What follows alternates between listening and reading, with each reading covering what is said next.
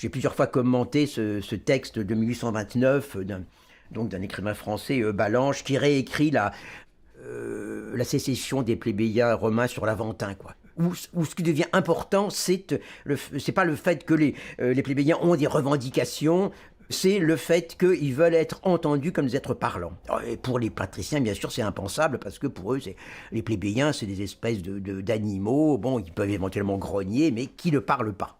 Et les plébéiens ont approuvé qu'ils parlent. Ils font donc toute une série d'actes symboliques pour montrer qu'ils sont des êtres parlants, quoi. Or, c'est un texte qui a eu beaucoup d'influence à l'époque et qui véritablement, on peut dire, correspond très fort à ce que les gens ressentent, en 1830 sur le pavé parisien, qui ressentent en 1831 lors des insurrections lyonnaises, qui ressentent dans toute cette période, quoi. À savoir que désormais, ils veulent être entendus comme des êtres parlants, comme des êtres qui eux aussi ont, on peut dire, au fond, une capacité de penser les choses de la communauté et d'instituer comme une espèce de discussion sur cette communauté. Pendant les 3 jours de la Révolution de 1830, classe et signe se mélangent. Dans le célèbre tableau de Delacroix, le Gavroche porte un gilet de bourgeois et le bourgeois un pantalon d'ouvrier. Quant à l'ouvrier en blouse, il semble attendre que la Marianne lui rende enfin justice. Mais une fois la révolution politique acquise, la bourgeoisie impose le retour à l'ordre. Les ouvriers impuissants doivent renoncer à la révolution sociale. 18 ans plus tard, en février 1848, on prend les mêmes et on recommence. Bourgeois et ouvriers, une fois de plus alliés, renversent la monarchie de Louis-Philippe et proclament la République. Et une fois encore, les ouvriers parisiens acceptent de remettre à plus tard la révolution sociale.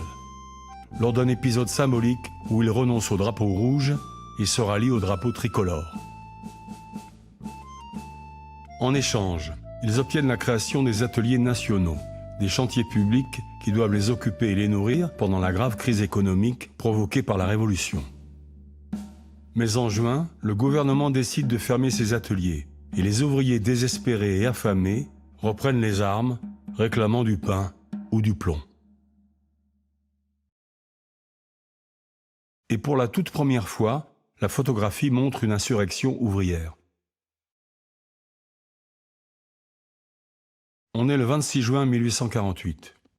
Et au moment où cette image est prise, les défenseurs de cette barricade de la rue du Faubourg du Temple ne savent pas encore que l'insurrection a échoué et qu'ils sont parmi les derniers à résister.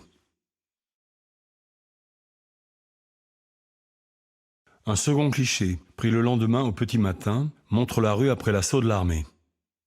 Les soldats achèvent les blessés, fusillent les prisonniers et parfois aussi tous les habitants des maisons voisines. Il y aura 3000 morts, des milliers de condamnés au bagne ou à la déportation en Algérie. Un lourd prix à payer pour l'échec de cette révolte spontanée, sans chef ni stratégie.